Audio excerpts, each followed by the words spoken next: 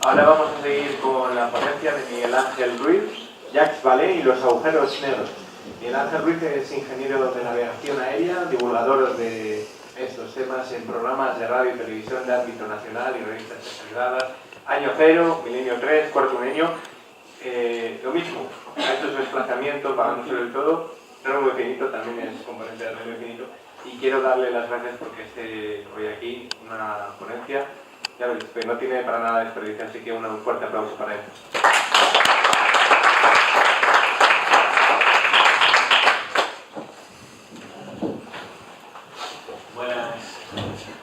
Buenos días, ¿me oís bien, no? Buenos días a todos, me hace mucha gracia cuando dice Raúl estos temas, ¿no? Bueno, yo generalmente tengo dos temas. Uno es las conspiraciones y otro es el tema OVNI, ¿no? Y dentro del tema OVNI he dado varias conferencias, he procurado nunca no repetir conferencias y en esta serie de conferencias todas dedicadas al tema OVNI pues he ido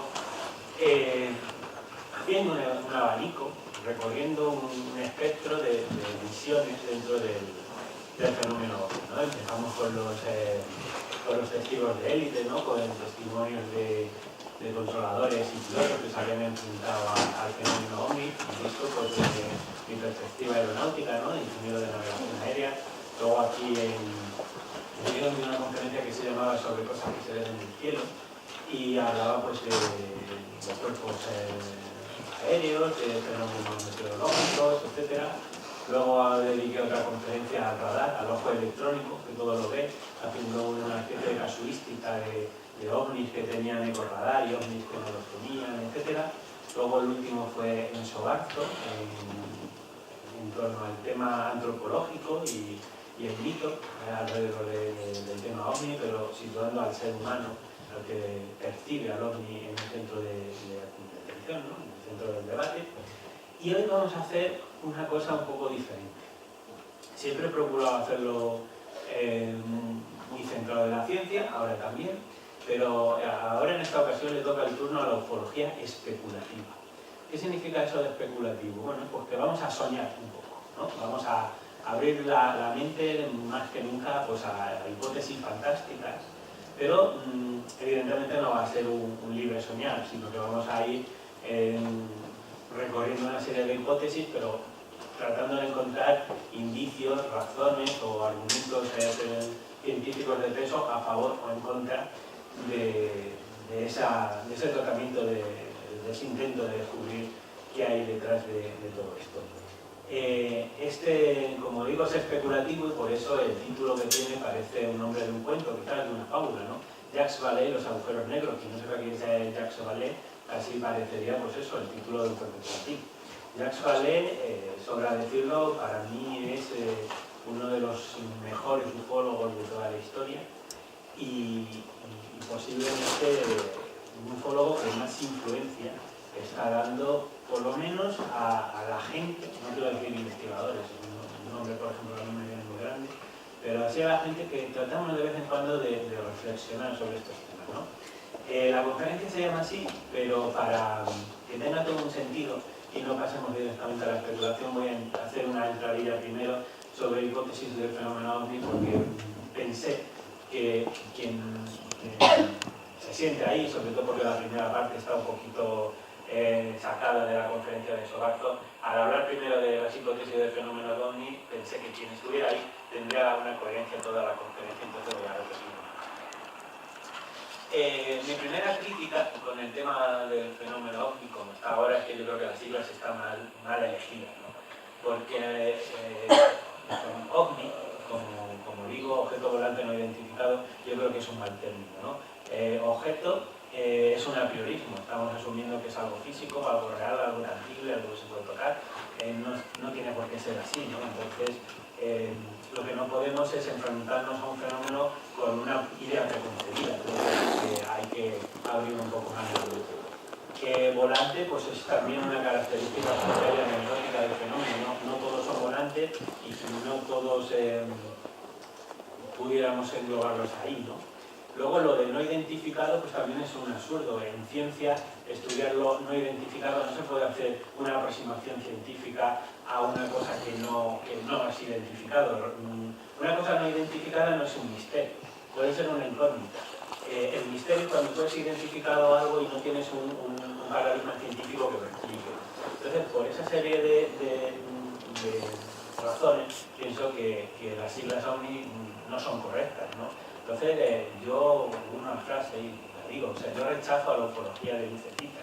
¿Qué significa? Que porque yo esté en un campo y vea una extraña luz al fondo y no sepa en ese momento qué es, eso no es un misterio, eso no es un misterio científico. Eso no es un gran enigma, eso puede ser una incógnita momentánea, que puede despejar o no. El misterio científico, el gran reto, el pensamiento, es cuando yo he sido capaz de identificar algo, porque tengo datos, porque no sé, o los testimonios, o los registros de radar, etc., me hacen ver que hay una realidad concreta, y una vez que yo me aproximo a ello, me doy cuenta que efectivamente no tengo una respuesta, pero una vez que he exterminado los datos, entonces, una vez que lo he identificado, veo que es un misterio, no a priori, que yo creo que es una cosa, a lo mejor a nivel de pensamiento científico, es un poco de cajón, pero que en medios afines al misterio y de divulgación se tiende a confundir. No me paro mucho más sobre esto, ya que quito, trato de hacerle la guerra a esta sigla del fenómeno OVNI, solamente decir que yo propongo otra que se llama percepción fuera de contexto, que creo, no me voy a parar, pero que creo que sería mucho más apropiada. Y como digo, un OVNI puede ser cualquier cosa. Esta bengala con paracaídas, para alguien que no sepa interpretar lo que es, puede ser un OVNI, ¿no? Puede ser un OVNI también un globosonda, en un momento dado que alguien no sepa verlo. ¿Significa que esto es un misterio? No, significa que hay un fallo a la hora de interpretación. Incluso una banda de estorninos, como vuelan así en manadas, muy agolpados, pues alguien puede que considere eso un OVNI. Por eso digo que no me gusta esa ufología que se basa principalmente en si una cosa se interpreta, se identifica o no, sino quiero ir más allá, a cuando sí tenemos datos y efectivamente teniendo datos no somos capaces de explicarlo. Desde mi punto de vista, el fenómeno OVNI no es extraterrestre. Cuando digo extraterrestre me estoy refiriendo a que no son visitas de seres de otros planetas que nos están visitando como nosotros haríamos, pues no sé, cuando hemos ido a la Luna, cuando hemos ido a Marte. Hay muchas razones para pensar esto. Jacques Vallée, en su libro Crónica de otros mundos, en un punto de vista científico sobre el fenómeno OVNI, dedica un capítulo entero a derribar la hipótesis extraterrestre, ¿no? Básicamente, y no me quiero parar, hay una serie de razones para ello, ¿no? El problema es el gran número de casos registrados. Solamente en Estados Unidos, del orden de unos 30 años, Jacques Vallée contabiliza 3 millones de casos. Bueno, ¿qué ocurre con esto? Que nosotros, bueno, podríamos en un momento dado pensar que sí, que estamos siendo visitados por seres de otros planetas. Pero a ver, o sea, 3 millones de casos. ¿Tiene sentido que alguien de otro planeta venga y simplemente se aparezca a un pequeño agricultor en Galicia, venga con una luz y luego vuelva a su planeta?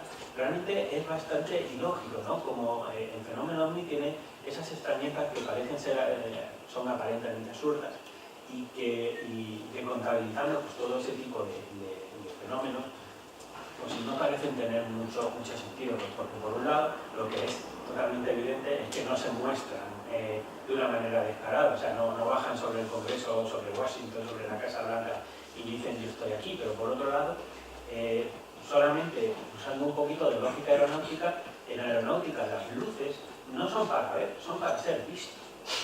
Entonces, cuando tú parece que haces una incursión secreta a un planeta y te vas a ver no sé, y vienes procedente de otro planeta y te ve un granjero y ese granjero describe cómo tú tienes cómo ese ovni tiene una potentísima luz, que incluso si es de noche la luz es tan potente que parece ser que es de día, evidentemente estás llamando la atención. O sea, si tu idea era venir y pasar desapercibido, no pones unos focos que hayan millones de lúmenes, no tiene sentido, ¿no? Luego, por otro lado, ese aparente teatro que se hace con el testigo, ¿no?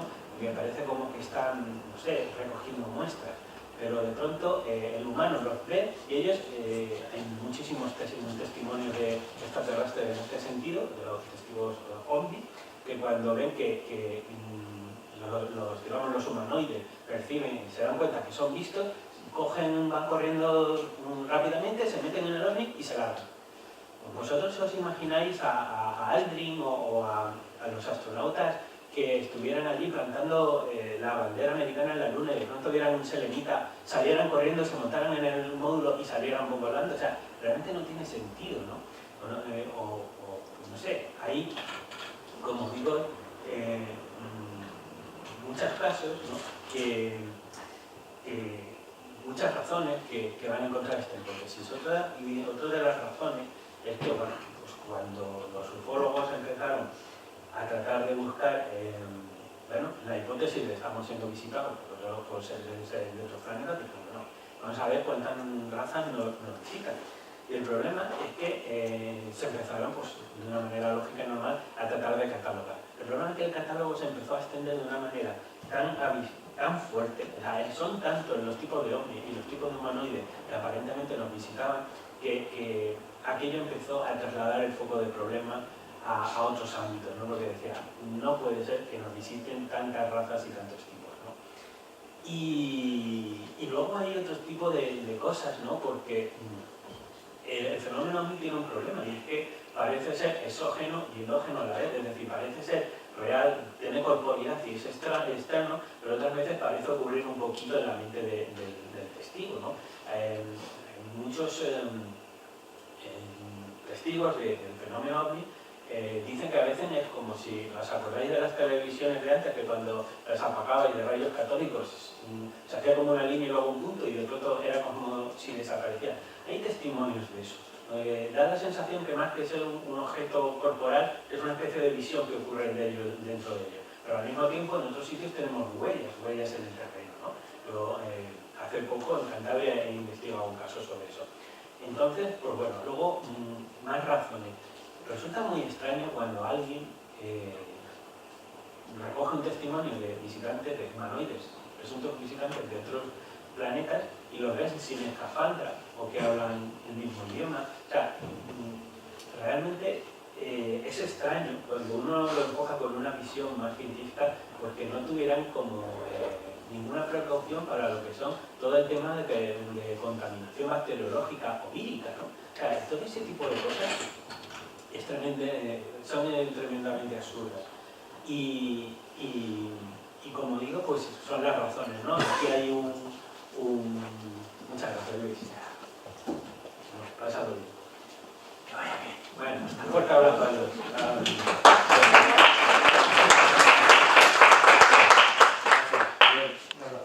Bueno, esto es un intento de catálogo, como digo, desde la A1 a la Q3, y entonces pues se empezaron a preguntar con razón de cuántos tipos diferentes de naves de extraterrestres nos visitaban. Claro, uno se sitúa en un contexto astronómico, astrofísico, de las inmensas distancias de galaxias y tal. Entonces, podríamos asumir de que 1, 2, 3, 4 razas diferentes nos visitaran. Pero el problema es que el catálogo pues, se empezó a extender, siguió extendiéndose, provocó al final, lógicamente, la incredulidad de los mismos ufólogos, y pasó lo mismo con los humanoides, ¿no?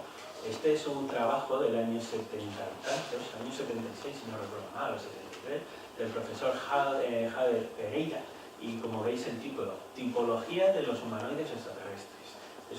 Está en portugués, creo, un estudio científico comparativo de la morfología o comportamiento de las entidades alienígenas en visita a la Tierra. El estudio es buenísimo. ¿Qué problemas tiene? Otra vez, que empezamos a tener una cantidad de humanoides tan variada que otra vez provoca cierta perplejidad, ¿no? Entonces, como veis, en la parte de abajo, pues parecen que están todos estos los Grey, que dices tú, bueno, a lo mejor hay diferencias que se explican un poco en el testigo. Posiblemente dos personas que veamos a veces el mismo coche, podríamos hacer, si fueran con un retrato de robot, podríamos llegar a descripciones un tanto diferentes, pero se podría entender que, bueno, que estamos describiendo el mismo objeto. Hay casos que sí, pero hay otros casos que no. Aquí tenemos un estudio de diferentes tipos de humanoides organizados por años. Se ven evoluciones, pero no se ve una evolución que sea directamente aplicable a la evolución del mito, sino que ahí, no sé, mirad las diferencias que puede haber entre el Mothman de 1966 con los seres de 1952 o la cafetera esta de 1957.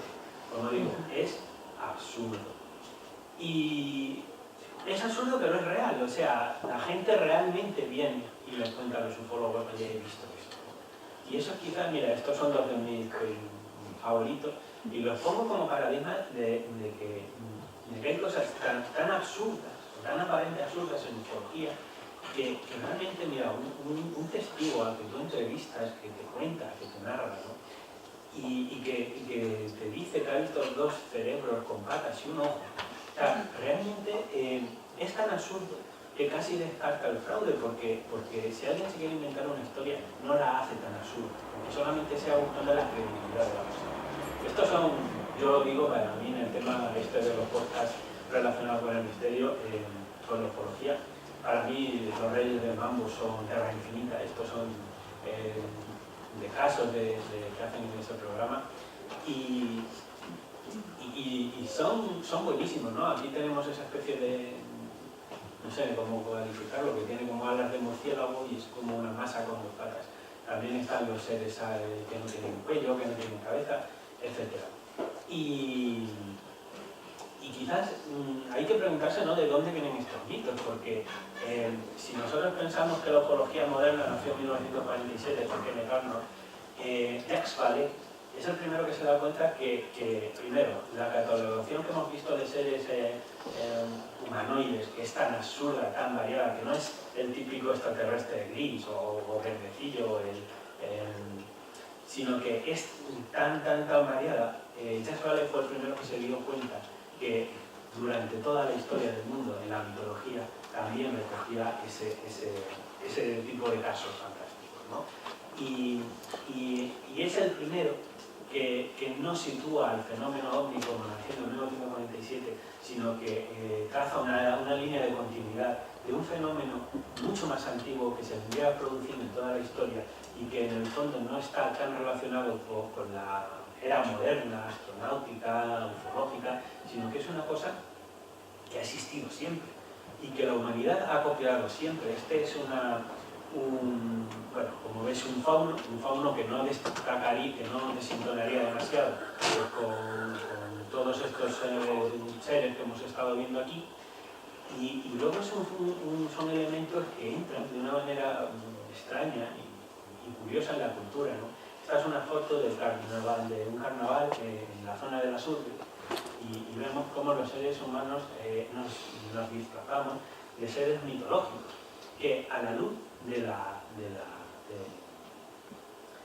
mitología, a la luz de la ufología, nos daríamos cuenta que hay una transferencia cultural importante entre estos sucesos aparentemente misteriosos y cómo el ser humano los acaba adoptando para su cultura, ¿no? Entonces, aquí Jacques Vallée se da cuenta de una cosa, y es que posiblemente todo este juego ufológico está conformando la cultura, la manera de ver el mundo del inconsciente colectivo humano.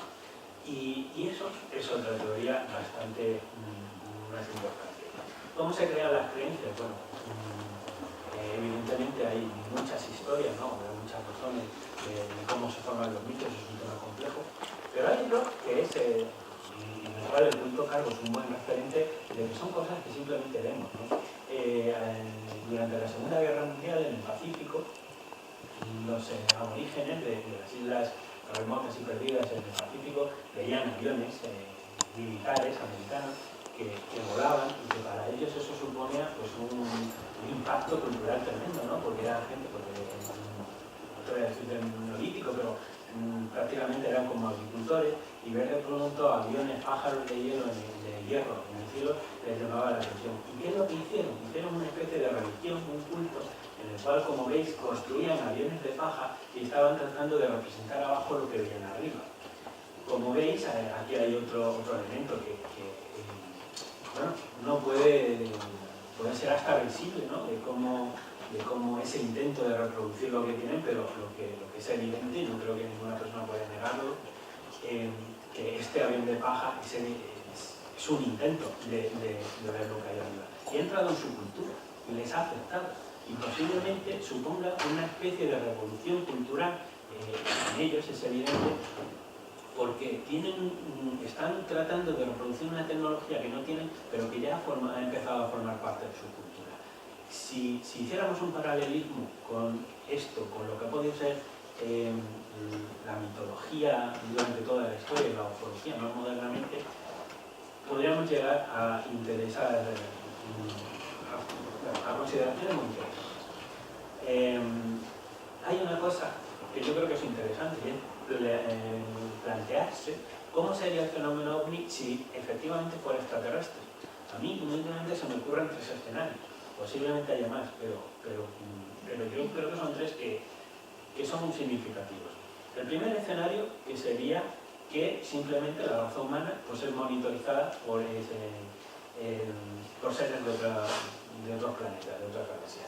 Para ello, haríamos un poco respetando su hábitat, y si de verdad nos quieren estudiar, pues un poco como hace National Geographic cuando va a la sabana africana, pues en estos estudios zoológicos, a tratar de entender cómo es el comportamiento de los seres, de ratones, de gacelas, etc. Pues ponen una camarita allí, tratan de intervenir, como además es un poco la regla en antropología, intervenir lo menos posible con el objeto de estudio y entonces pues aprender lo más posible de ellos. Ese sería, yo creo, el escenario más correcto si de verdad una inteligencia externa nos tratara de estudiar. Ahí simplemente podría, en lo que se llaman los puntos de Lagrange, son los puntos como que tienen la misma gravedad entre el Sol y la Tierra, es un sitio donde fácilmente tener una nave y un objeto, una estación de espionaje, si queréis, y enfocar a la Tierra y tratar pues, de grabarnos lo más posible y luego pues ya con todos esos datos ir aprendiendo de nosotros, o simplemente interpretar las señales de radio que la humanidad ha lanzado al espacio, y no sería difícil pues, para una inteligencia avanzada, pues a partir de lo que era el espectro, la señal de radio, pues ir reproduciendo los canales, etcétera, hasta ser capaces de obtener, de ver en sus pantallas lo que nosotros hemos sacado. El segundo escenario pues sería un poco más agresivo que el primero. Vale, nosotros queremos estudiar a los humanos, y bueno, pues queremos recoger muestras de tierra, vegetación, minerales, etc. No hace falta irse al típico huertito de Wisconsin donde luego aparecen los casos OVNI. Te vas a puntos a las 4 de la mañana, 5 de la mañana, donde no hay gente, recoges tus muestras. Que quieres un humano, no hace falta que estés viniendo a las abducciones y cada 5 años abduzcas al mismo tipo, sino que coges un humano entero, te lo llevas y nunca vuelves a ver de él. Y con ese tipo de cosas podrían estudiarnos perfectamente, podrían, pues yo qué sé, secuestrar o tener animales, seres humanos, etc. No haría falta que todo el fenómeno de la abducción como lo conocemos, sino que simplemente se hace desaparecer un espécimen de cada especie y se acabó. Y el tercer escenario, pues lógicamente sería diferente y un poco parecido a lo que ocurrió pues, con el Nuevo Mundo en 1942. sí, vienen los extraterrestres y les interesamos porque quieran saquear recursos, etcétera, pues sin nada, una especie de abordaje a lo grande, aparecen con las naves, salían agua, pero nos podrían estabilizar, etcétera, etcétera, y eso podría ser un escenario real de una interacción entre los extraterrestres y nosotros, y no andarían con el juego de he visto la lucecita, no, pues aparecemos y punto. Bueno, esto de las percepciones de contexto lo referí antes, no me quiero parar mucho más porque la parte más interesante yo creo que viene a partir de ahora. Brevemente, distintas teorías que existen para explicar el fenómeno OVNI y luego continuamos con la de Jacques Vallée, que quizás para mí es la más compleja de todas. Para que una teoría o una hipótesis realmente sea válida para explicar cualquier fenómeno en física, hace falta que al menos se cumplan tres cosas. Primero, que se explique, que sea un modelo que dé respuesta a todos los datos que conocemos, ¿no? O sea, que explique satisfactoriamente el modelo. El segundo, que sea falsable. ¿Qué significa que sea falsable? Que nosotros seamos capaces de introducir variables, de introducir pruebas que nos digan si realmente eso es como queríamos o no es como queríamos. Creíamos. ¿Por qué? Porque al hacerlo falsable tenemos la capacidad de diseñar una hipótesis o no, y eso es realmente la rueda, hipótesis, falsable, nuevos datos, que verifiquen o no, y esa es realmente la rueda que hace evolucionar a la ciencia, ir hacia adelante, ¿no? Y además de ser falsable, que sea capaz de hacer predicciones del fenómeno. Si un dato vemos que sí, que efectivamente se cumple, esto implica que se cumpla otra cosa, esta segunda la verificamos, ahí empieza a ver el verdadero proceso que es el que ha construido el progreso de la humanidad gracias a la investigación científica, y esos tipos de modelos se tendrían que aplicar exactamente igual en lo que sabemos del fenómeno OVNI. Hay una cosa que, bueno, yo sé que la ufología no es una ciencia como tal, podría serlo, si se la respetara muchas cosas, pero hay que darse de cuenta de una cosa, es una disciplina o de ciencia que es novísima. La teoría, las dos grandes ciencias que hicieron el derrumbe de la física clásica, la física cuántica y la teoría de la relatividad, son del principio del siglo XX, ¿no? Alrededor de 1905. La ufología es todavía posterior. Entonces hablamos y además exige posiblemente paradigmas científicos que no tenemos, ¿no? Entonces hablamos de una ciencia que está todavía tan en pañales, pero que posiblemente, si llegáramos al fondo de ella, sí arrojaría luz sobre cuestiones muy importantes relativas a la humanidad, ¿no? Distintas teorías, bueno, pues aquí iremos viendo cada una de ellas. Supongamos que la teoría número uno, que el fenómeno OVNI está causado por viajes en el tiempo de la humanidad. Es decir, los ovnis que nosotros vemos son humanos que vienen del futuro. Vale. Bueno, es una hipótesis, podemos teorizar o no sobre el tema de los viajes en el tiempo, pero hay otra vez el mismo problema que con las visitas extraterrestres. O sea, ¿qué ganancia o qué objetivo tendría que la humanidad dentro de 20 siglos vuelva atrás en una luz potentísima que llama la atención, se presenten a nuestro querido granjero de Wisconsin, le den un mensaje y desaparezcan? O sea, ¿cuál es el objetivo? Para mí, el único, de existir los viajes en el tiempo, el mayor objetivo, la cosa que más sentido tendría, era que se volviera atrás en el tiempo, a quizás cuando la Tierra todavía era, pues no sé, un sitio que estaba desarrollándose la vida, y sembraran con ADN o sembraran con nuevas especies para acelerar el proceso de la vida en la Tierra. Quizás ese sea el único viaje en el tiempo que tenga sentido. Los demás son poco probables y además se podrían ser peligrosos, ¿no? Porque ¿cómo estamos seguros que no estamos cambiando un poco el bucle de causa-efecto, ¿no? Lo que llamamos la línea de tiempo? Prototipos militares. Bueno, pues evidentemente ¿quién lo puede negar, ¿no? Que habrá prototipos militares, por el caso del SR-71, etcétera, ¿no? Que sí, que hay avistamientos de cosas pues, que al final han sido militares. ¿Qué duda hay? ¿Explica esto todos los casos de ¿De avistamiento de ovnis? Pues no. Y vuelvo al mismo granjero de Wisconsin. No tiene sentido.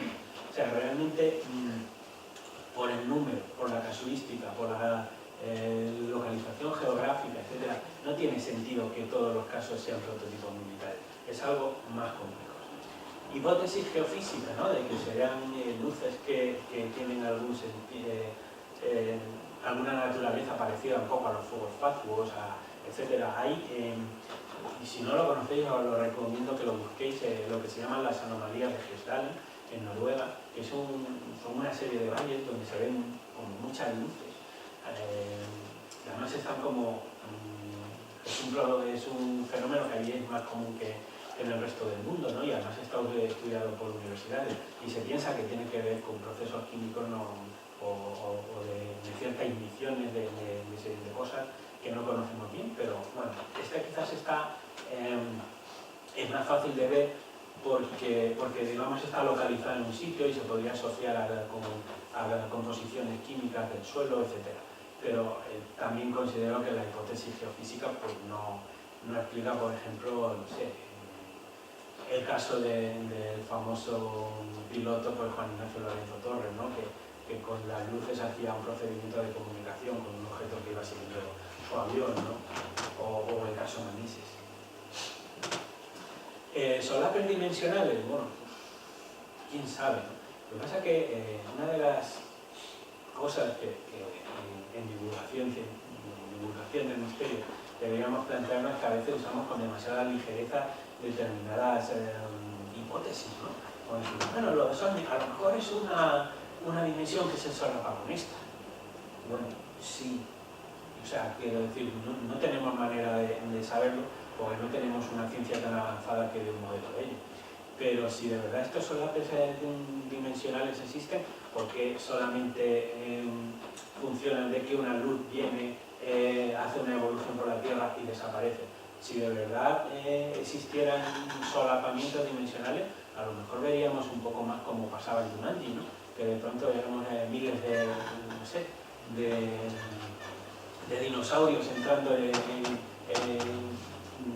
no se sabe de dónde, en una, no sé, la Castellana, y viéramos determinadas situaciones que serían mucho más extrañas, quizás más fuera de control de lo que es el fenómeno ovni, ¿no? ¿Qué problema tenemos de esto? Pues bueno, pues que no tenemos una física que haga que explique esto de los solapes dimensionales o cómo un objeto se puede materializar o no, ¿no?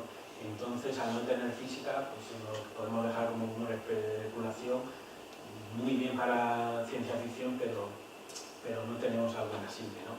La granja humana, Salvador Freixet, una persona muy controvertida, alguien que dice que la especie humana pues seríamos una especie de granja, una especie de ser en cautividad que nosotros mismos no conocemos y que nuestros granjeros, por así decirlo, sería una raza extraterrestre que de alguna manera se alimenta de nosotros.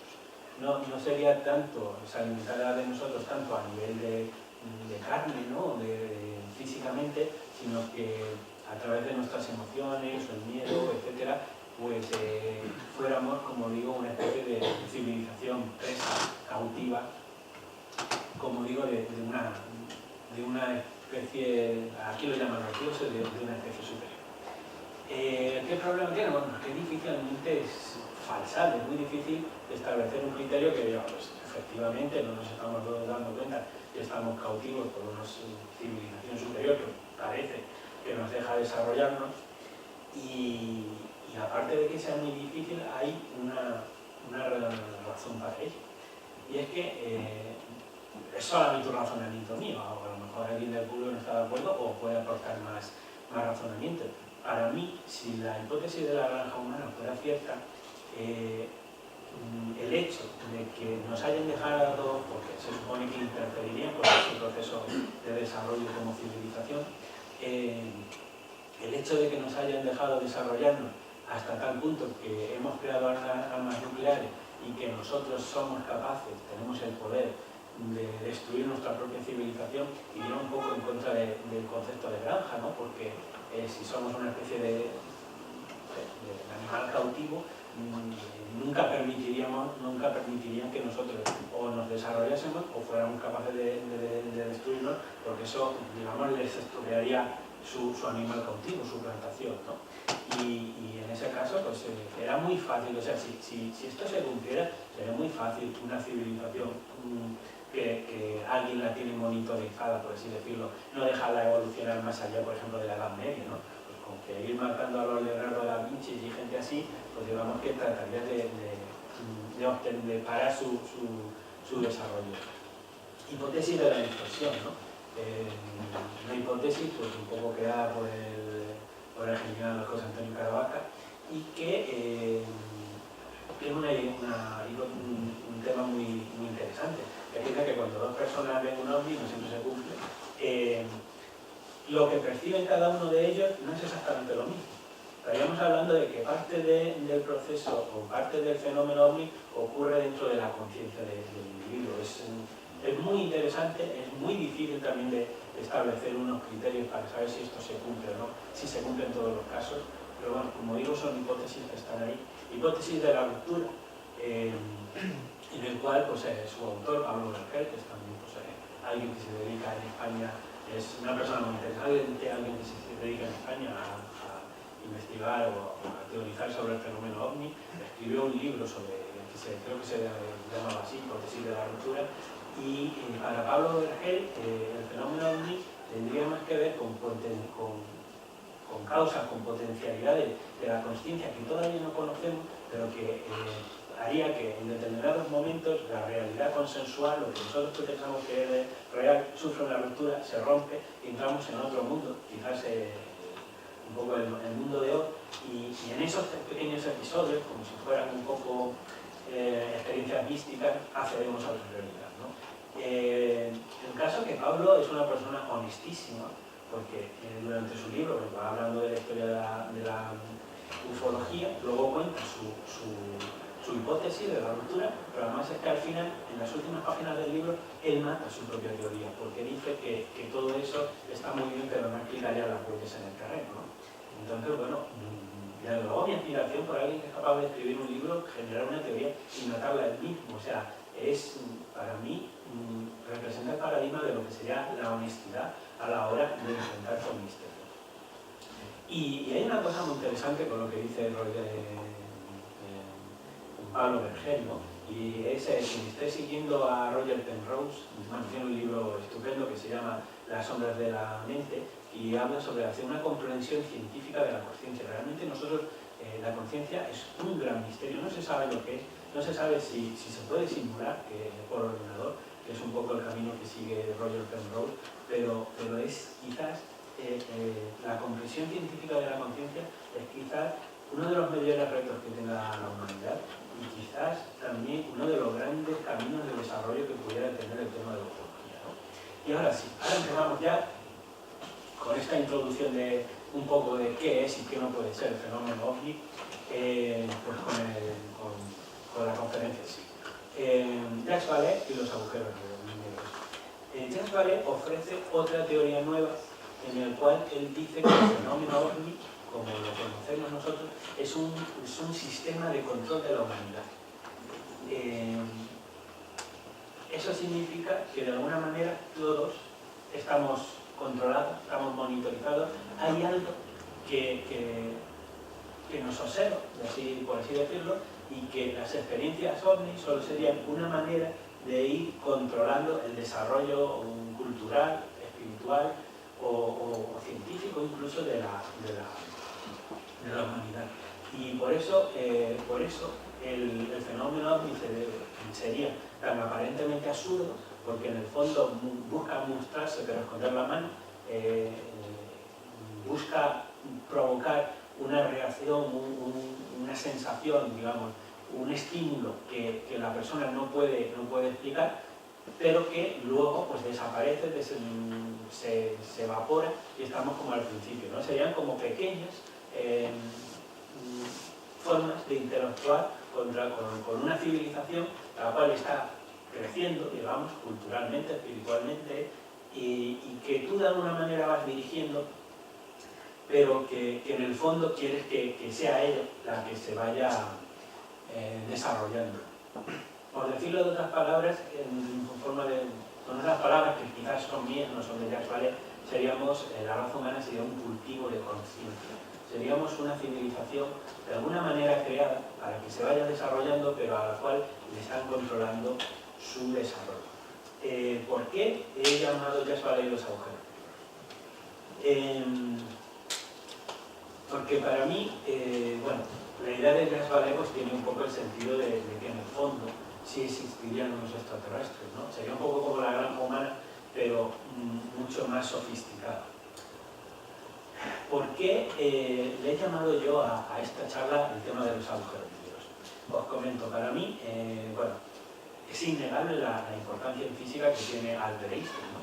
Su teoría de la relatividad de 1905, más otros descubrimientos contemporáneos del principio del siglo XX sobre física cuántica, provocaron lo que llamamos el derrumbe de la física clásica, es decir, fue un nuevo modelo que nació de las cenizas de uno anterior y que vino a decir, oye, la realidad, la física, no es como nosotros pensamos, es mucho más compleja. Podéis tirar un poco la navaja de Ockham porque realmente lo que sabemos del mundo es mucho más extraño de lo que habíamos pensado. ¿Qué ocurre? Que para mí Jacques Vallée es un poco un Einstein de la ufología, es alguien que llega y en un momento dado decir, oye, no, las cosas no son tan simples, no estamos simplemente visitando los seres de otra cadena de galaxias, esto es algo más complejo. A colación de lo que se sabía de la teoría de la relatividad de Einstein, poquitos años más tarde, alguien llamado Carl Borsellino, o sea, no sé, lo pronunciarlo bien. Ahí lo tenéis, creo que era polaco, 1915.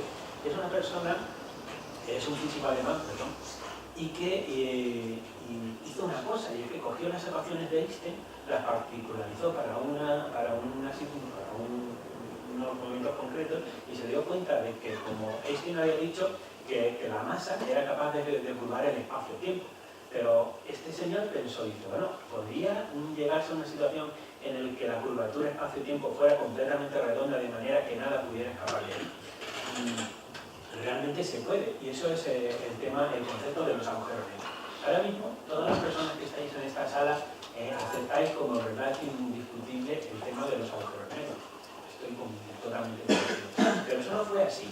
En los primeros años del siglo XX, posterior a la teoría, los propios físicos evitaban hablar de los agujeros negros, porque los consideraban una anomalía de matemáticas. Decía, esto es una predicción que hace nuestro modelo matemático, es una predicción que aplicando nuestras ecuaciones nos sale, pero esto no puede existir. O sea, trataban un poco de no hablar del tema porque eran hipótesis tan extrañas que te hacían sonar como un loco. Yo creo que Jacques Vallée, si empezamos a desgranar hasta sus últimas consecuencias, su hipótesis del sistema de control, acabaríamos sonando como un loco. De hecho, Jacques Vallée es un ufólogo que tiene un prestigio tremendo dentro de lo que es el mundillo de la divulgación de la ufología, pero muy poca gente se atreve a ir a las últimas consecuencias. De eso trata hoy mi conferencia. Y por eso se llama Jacques Vallée los agujeros negros. Vamos a ver cómo serían los agujeros negros de la hipótesis de Jacques Vallée y a qué circunstancias nos refiere. ¿Cuál es un poco esa hipótesis? Lo que decía antes, somos un cultivo de conciencia. Cuando alguien dice, cuando Jacques Vallée dice que el fenómeno OVNI es una manera de establecer un control, de modificar el comportamiento humano, la cultura o la visión del mundo del ser humano, si empezamos a extender de una manera lógica lo que él quiere decir, llegamos a una situación un tanto absurda, y es que ese sistema de control y monitorización implicaría que se conociera de alguna manera el momento, la psiquis, el momento cultural, la visión del mundo de todos y cada uno de los seres humanos que hay en el mundo. Es absurdo. Esto fomenta muchas preguntas, es decir, ¿quién, en esta visión de Jacques Vallée, quién decide cuándo, cómo y en qué momento una persona ve un ovni o no y con qué intensidad? Porque alguien tendría un avistamiento tipo humanoide y otro solamente tiene a lo mejor un encuentro cercano. ¿Quién decide qué impacto va a tener ese encuentro, esa luz en la cultura de esa persona, ¿no? como digo, son cosas que suenan tan tremendamente absurdas que prácticamente la gente evita hablar de ellas, pero sin embargo son deducciones lógicas de lo que propone Jacques Vallée, ¿no? Y realmente nosotros seríamos en ese sentido pues, parte de su sistema y seríamos un cultivo. ¿Cuál es un poco el objeto de que se haga todo esto? Bueno, posiblemente, si nosotros vamos a la hipótesis de que somos un cultivo de conciencia, habremos pensado que de alguna manera estamos siendo dirigidos, de alguna manera fuimos creados y que de alguna manera algo está controlando nuestro desarrollo cultural y tecnológico y emocional y espiritual. Esta teoría es buena, ¿no? Porque en cierto sentido es capaz de explicar todos los encuentros fantásticos en mitología, explicaría las percepciones fuera de contexto desde tiempos ancestrales, o sea, explicaría la conexión en mitología y ufología. Vale, si seguimos desgranando las razones lógicas o los problemas lógicos que tiene la hipótesis de Jacques Vallée, hay una duda fundamental, es decir, bueno, si somos un cultivo de conciencia, fuimos creados. Realmente esto es así, o sea, inició alguien la vida en la Tierra y es difícil de saber, ¿no? Realmente este tipo de cosas, visto a la luz de la ciencia, son tremendamente complejas, o sea, esto no tiene mucho que ver con la típica web de ufología que te dice, sí, nosotros somos una creación de los reyes, de los dioses, de los extraterrestres, vale, esto es así, pero si asumes que es así, deberías de explicar un montón de problemáticas que genera plantearte esa hipótesis, ¿no? En principio, estaría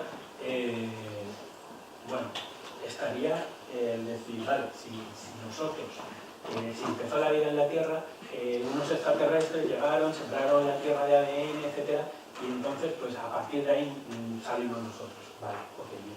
¿Qué problema tiene ese? Pues solamente un tema de cronología a nivel de la creación. Si se supone que el universo tiene 13.800 millones de años, se sabe un poco a nivel astrofísico en qué edad se crearon las galaxias, en qué edad se crearon los sistemas solares, los planetas, etc.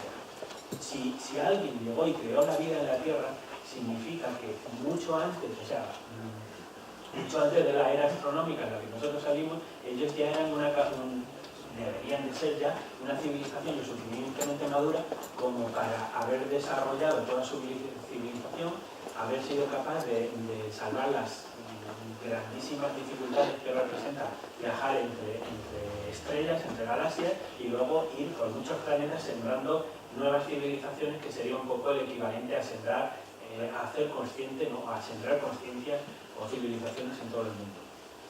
Realmente a nivel geológico o a nivel físico, lo bueno es que la escala de tiempo que se maneja a nivel astrofísico es tan grande que efectivamente, como hablamos de miles de millones de años, y luego la evolución, una vez nosotros estamos viendo ya en los últimos 20 siglos, en el siglo XX, la evolución tecnológica, una vez que llega a cierto punto, es tan grande que efectivamente sí se podría dar, ¿no? Pero era una reflexión que yo quería hacer porque, como digo, hay muchas problemáticas asociadas a simplemente lanzar la caña y decir igual hemos sido una creación de una raza más avanzada, ¿no? Hay otra cosa también muy interesante que se suele más o menos dar a entender en este tema de la ufología, ¿no? Y es si nosotros hemos sido un diseño inteligente. Para ellos hay un concepto fundamental que es la zona de habitabilidad, y es que una civilización que esté muy cerca del Sol, por ejemplo, se quemaría, por ejemplo en Venus no podría existir la vida en la Tierra, y la vida como la conocemos, y en Plutón, en Neptuno, y tal, tampoco. Entonces deberíamos de elegir, o esta posible civilización que fuera tratando de sembrar de civilizaciones conscientes en el universo, debería de elegir sistemas solares que favorecieran la vida. Para ello hay el concepto, como digo, de zona de habitabilidad, que si veis aquí, bueno, en la del medio, ¿no? Que parece que sería, pues aquí está la Tierra, que es el planeta que no está ni tan cerca ni tan lejos, que tiene las condiciones de la vida. Por otro lado, haría falta que tuviera dos gigantes, o un gigante como Júpiter o Saturno, pero especialmente Júpiter, un gigante que atraería mucho de los, y esa es una de las funciones que hace Júpiter, es una masa tan grande que atrae mucho de los posibles meteoritos que pueden llegar a la Tierra, y entonces como los atrae, digamos, que hace que las posibilidades del desarrollo de una civilización en la Tierra sean mayores porque digamos, hace de escudo natural, ¿no? Aquí habría un poco una foto, esto es la zona verde, eso que llamaríamos una zona de habitabilidad protegida. Sería una zona dentro de un sistema solar donde la vida, como la vemos aquí en la Tierra, sería posible, ¿no?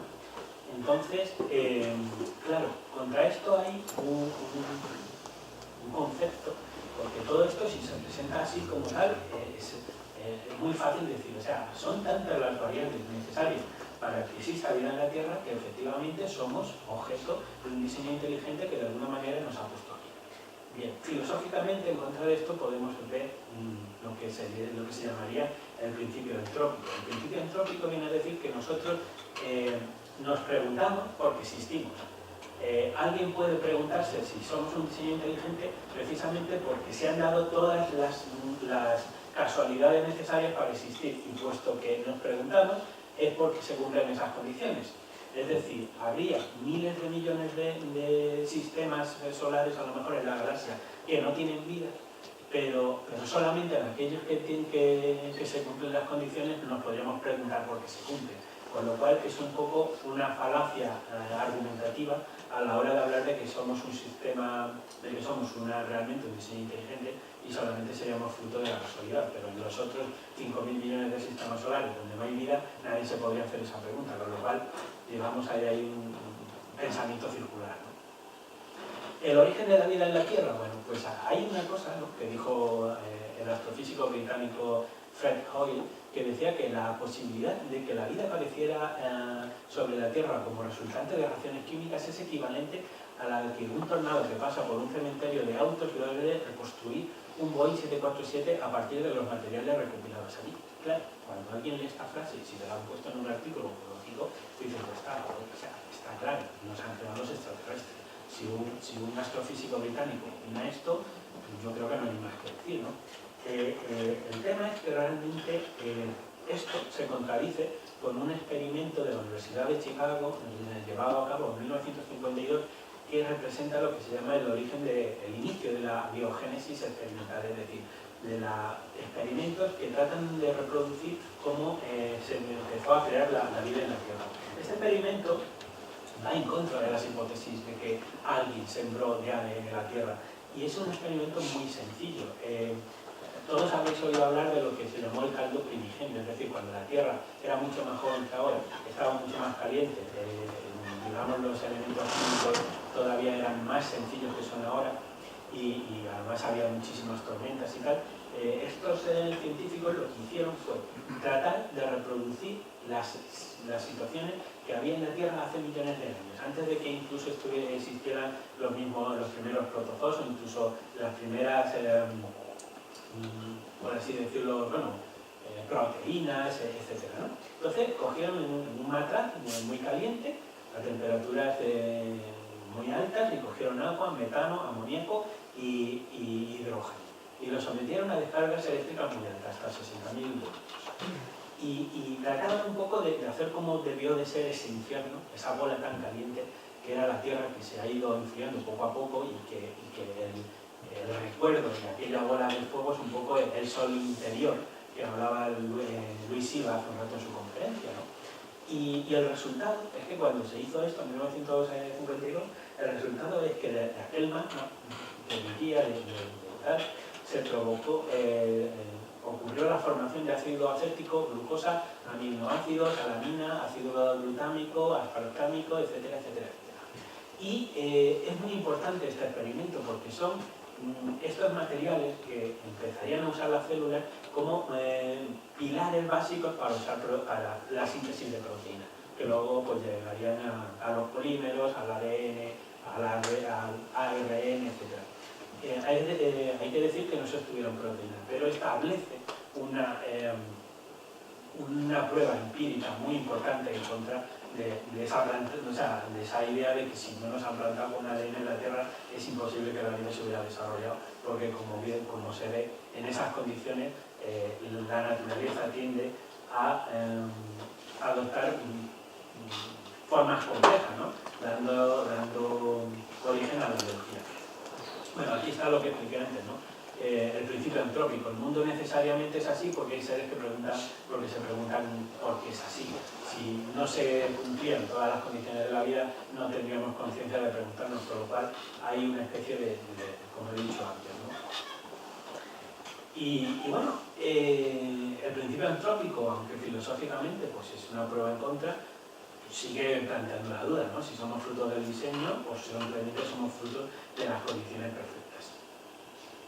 Hay otra persona muy interesante que sería, como veis no estoy tomando partido de una posición o de otra, simplemente estoy tratando de analizar una hipótesis y tratando de presentar pruebas a favor y en contra de lo que de su realidad, ¿no? Y hay una persona muy interesante, Francis Crick, que es físico, biólogo, etcétera, y es Premio Nobel de Medicina de 1972 porque es, junto con otra persona, uno de los descubridores de la estructura molecular del ADN. O sea, pues alguien efectivamente es muy brillante, ¿no? Pero esta persona es interesante, se le quita mucho luego en estos temas, porque él tiene un artículo, y este es el artículo original de 1972. Este es un artículo original donde Francis Crick opina que la vida existe en la Tierra porque unos seres que dejaron aquí su semilla, ¿no? A este concepto se le llamó la panspermia directiva, es decir, que de alguna manera alguien sembró de ADN, de biología, sembró las condiciones necesarias para que la vida se llegara a la Tierra. Y una de las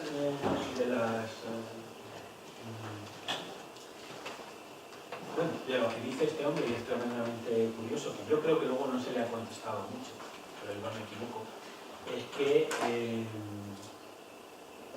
es posible, lo dice aquí en inglés, que la vida haya llegado a la Tierra de esta manera y que haya sido traída por seres inteligentes, ¿no? Bueno, cuando llegamos a este punto, y seguimos jugando con las especulaciones, hay un campo muy interesante que yo creo que la gente en general no se plantea, por lo menos en lo que yo veo de divulgación científica, y es un concepto que yo he denominado transurfología. Transurfología sería una palabra sacada del transhumanismo.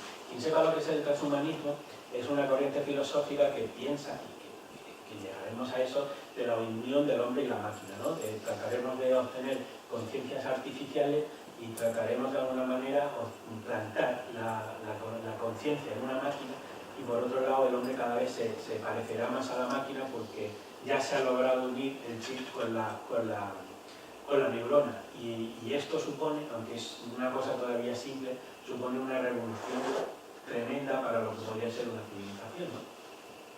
Y hay un motivo que cuando yo publiqué mi artículo sobre el transhumanismo me di cuenta que posiblemente lo que más sentido tuviera era que si de verdad nos visitaran extraterrestres no es que fuesen entes biológicos, sino que fueran máquinas con conciencia o con inteligencia artificial, si queréis, pero lo que más sentido tenía era eso. Mira, esto es una foto, no sé, un dibujo de los políticos. De aquí se puede obtener una idea sencilla, y es que todos sabéis qué tremendamente complicado ha sido para nosotros llegar a la Luna, y todavía no ha habido humanos que han llegado a Marte. Entonces, ¿qué ocurre? Que transportar vida humana tecnológicamente es muy difícil. Como digo, solo lo hemos hecho a la Luna, nos ha llevado un montón de años, y no hemos llegado a Marte todavía, y eso es muy complejo. Sin embargo, nuestras sondas, nuestras máquinas, de la tecnología humana, ya han logrado salir del sistema solar. Para mí esto es un poco la prueba de que cualquier civilización acabará conquistando, explorando el universo mucho más con máquinas que con seres. ¿Por qué? Porque la máquina es mucho más resistente que que el ser humano. Si nosotros tuviéramos un nivel de desarrollo suficiente como para crear conciencia artificial o inteligencia artificial, posiblemente nosotros no iríamos físicamente a Plutón, a lo mejor, o a otra galaxia o a otro sistema solar. ¿Por qué? Porque los viajes que se necesitan son tan tremendamente complejos que posiblemente nadie quiera ir a, no sé, a un viaje a Plutón para verlo, cuando a lo mejor te exige 40 años de ida y 40 años de vuelta. Posiblemente nunca regreses.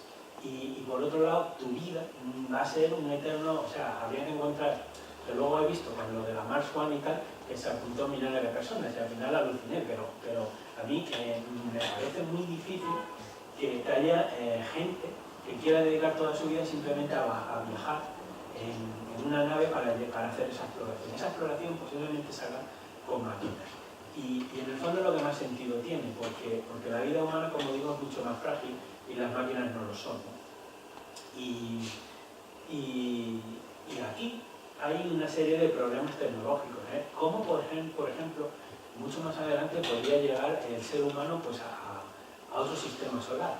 Hay varias opciones, ¿no? Una es, si asumimos que nadie es capaz de viajar más rápido que la luz, como nos dicen las teorías, pues claro, para llegar a otro sistema solar necesitaríamos una nave en plan, una nave espacial en plan galáctica que durante o sea, de tal manera que quien llegara a aquella galaxia no fuera quien partió, sino serían los nietos de los nietos de los nietos de aquello, claro, que varias civilizaciones pudieran viajar por el espacio, etcétera, y que romperían digamos, el contacto con el planeta que lo generó, o que serían máquinas, naves tan grandes para permitir la vida de generaciones y fueran cruzando el espacio, hace que prácticamente eso no puede existir.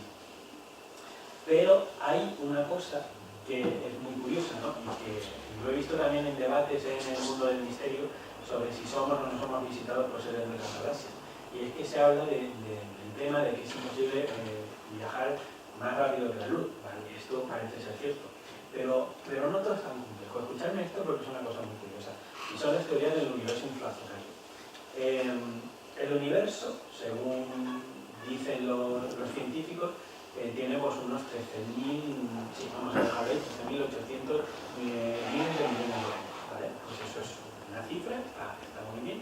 Sin embargo, hay una cosa curiosa, que el tamaño del universo es mucho mayor. El radio del universo visible, se piensa que es más grande, tiene 46.500 millones de años luz. La pregunta es, ¿por qué? Lo de arriba está mal, o sea, no son miles de millones, ¿no? Son 13.000 millones de años luz. Y el tamaño del universo es bastante más grande. De hecho, el radio sería unos 93.000 millones de años luz. La pregunta es, si nada puede viajar más rápido que la luz, y nada podría estar más alejado del centro de la galaxia si asumimos el modelo del Big Bang que la era del universo. O sea, el universo como máximo tendría que tener un radio de 14.000 millones de años, con lo cual pues el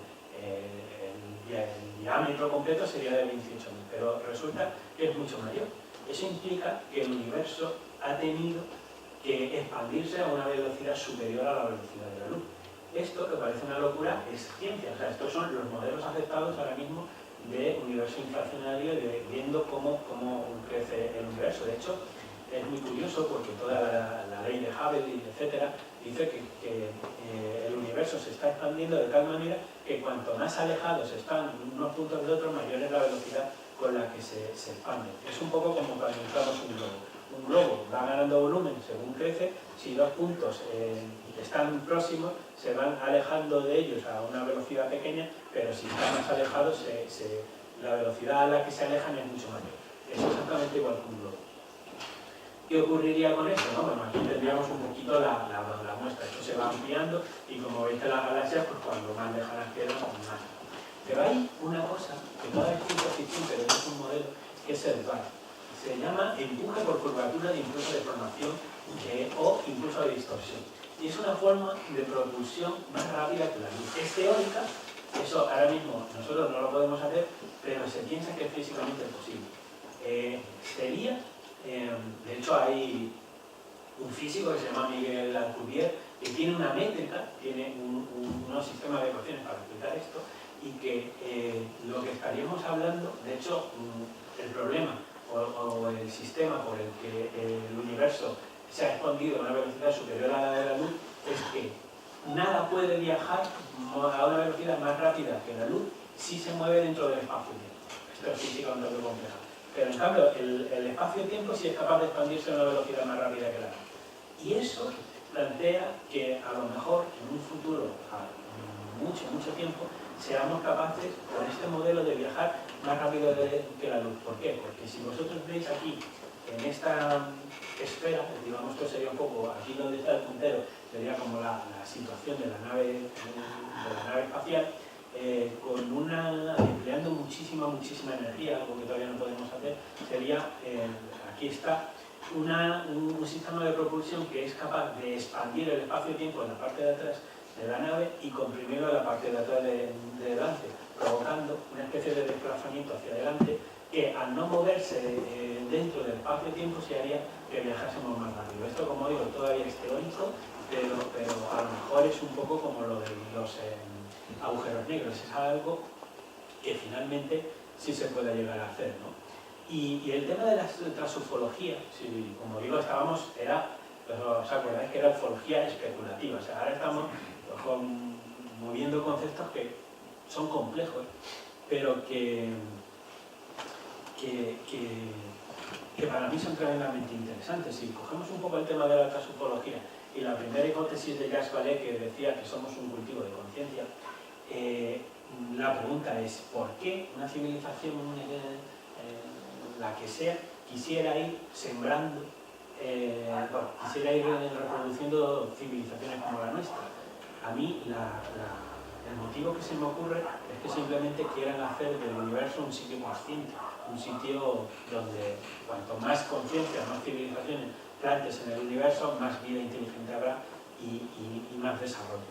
De hecho, en ese sentido, todo lo que vemos del típico teatro del fenómeno ovni, de salud que vemos, que es humanoide y tal, el objetivo de todo eso, en mi opinión, por decir algo, pero yo creo que tiene sentido, sería de alguna manera incentivar la inteligencia de la raza humana, en el sentido que no importa cuánto hayamos evolucionado, siempre encontraremos misterios que nos hagan pensar que hay un más allá, que la vida es más compleja de lo que pensábamos, que la realidad es más compleja.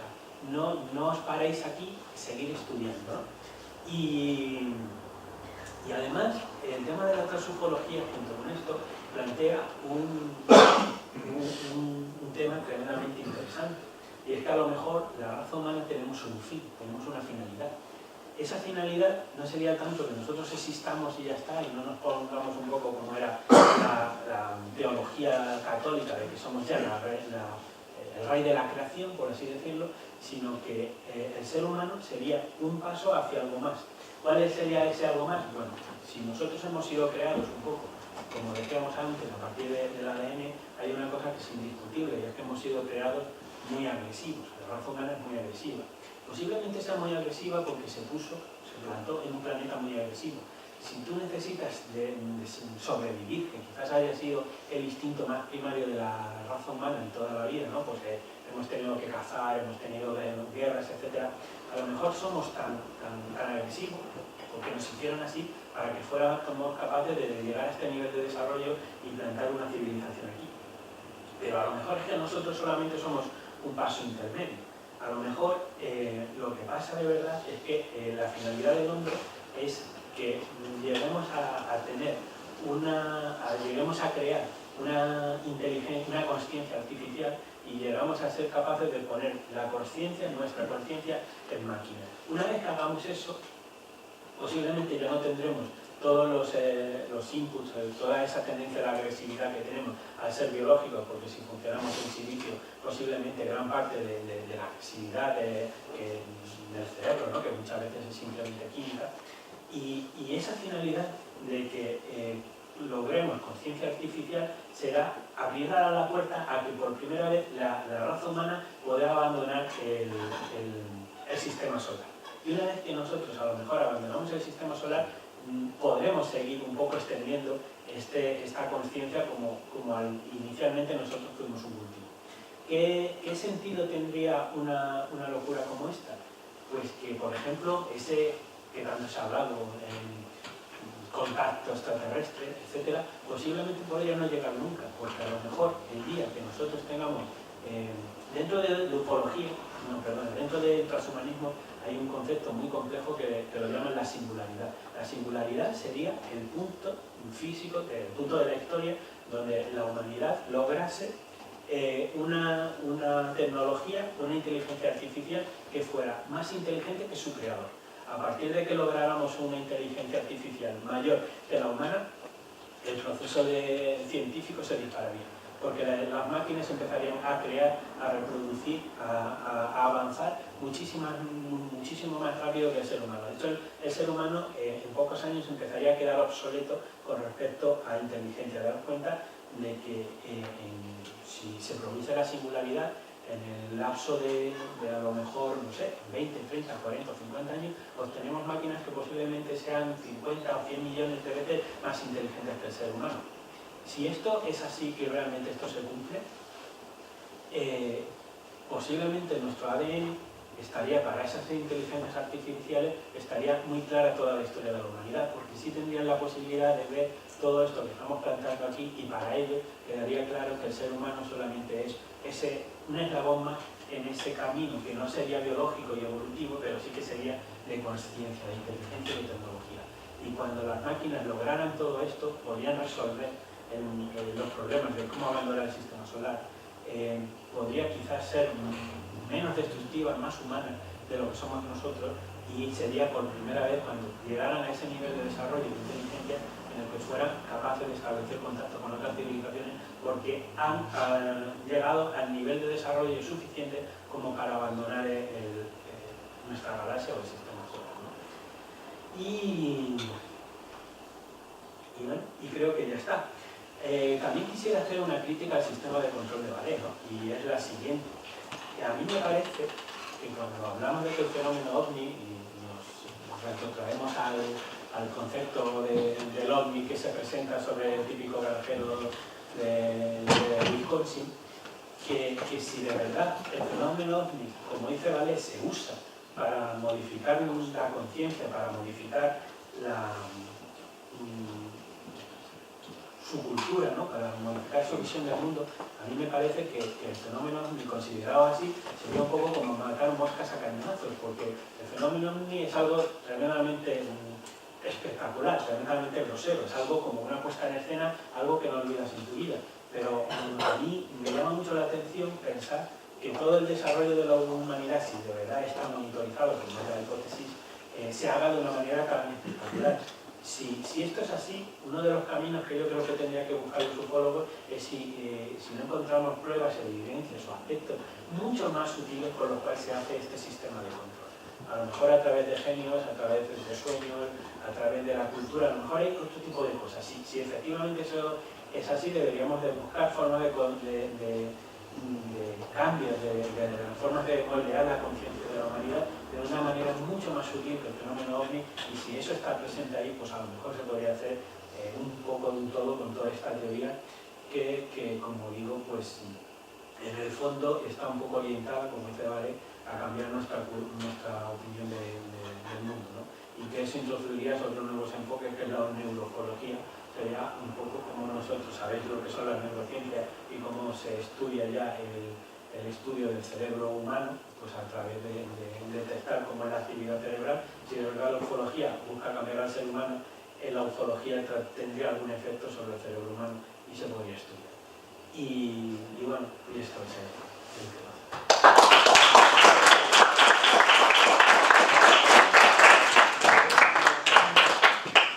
Aportar algo a todo lo que has dicho, ¿no? A todas esas teorías de muchos años en la investigación de tecnología y digamos. Entonces sería la visión que a mí me encanta, la visión de Jack Vale, la transufología también, aunque yo añadiría la parte espiritual, que sea la visión inicial. Michel Coquet ha escrito 2 libros sobre esa perspectiva, está en francés, no está traducido, pero los que tenemos la visión iniciática, como Cinta de Paraglada y más ahí, aglutinamos todas estas teorías, pero más profundas. Es decir, yo añadiría también la luz científico que es el Michio Kaku. Y él habla de los niveles de civilización. Nosotros estamos en el cero, cada 1, la 2, la 3, como pues, las civilizaciones solares, galácticas y tal, ¿no? Estamos a un nivel muy atrasado y depende de nosotros si realmente trascendemos a nivel 1 o nos autodestruimos. Entonces, para mí, el tema es como un koan. Entonces ahí enlaza un poco también con la visión de Michio Kaku, con el metaverso y la de... Lo he dicho, es especulativo, o sea, entonces, puedes poner tantas cosas sobre todo esto, es un desarrollo, ¿no? Por ejemplo, los humanoides, no el tema que explico que no todos racionan igual. Entonces sí, que hay humanoides que se vuelven a la nave, también hay humanoides que se quedan y son los terrestres los que se van, y hay otros que hay conversaciones muy interesantes, justamente como Biconovi, aquí en España está ese de Tango y hay muchísimas conversaciones interesantes. Entonces, claro, el tema del Juan es muy interesante, porque un Juan aparentemente puede parecer absurdo, pero no es absurdo, y lo que hace es que nuestra mente pase de lo racional a lo transracional. Entonces, claro, el Juan lo que nos hace es plantearnos interrogantes. Entonces, el tema UNI nos está planteando muchas interrogantes, a nivel individual, a nivel colectivo, a nivel de los gobiernos, a nivel de esos poderes, unas sombras que están ahí. Bueno, pues lo mismo, ¿no? A lo mejor alguno de los... Y hay otra cosa más, que nos habla de un universo multidimensional.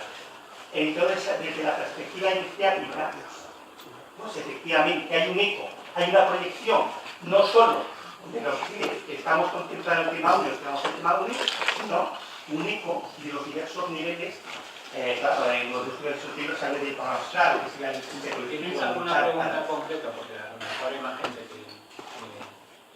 Será muy complejo. Vamos a dejarlo aquí. ¿Alguien quiere hacer una pregunta sobre el tema expuesto? Pues vamos a hacer un descanso de 5 minutos y enseguida viene Carlos Hermida con Involución, la historia del pasado humano.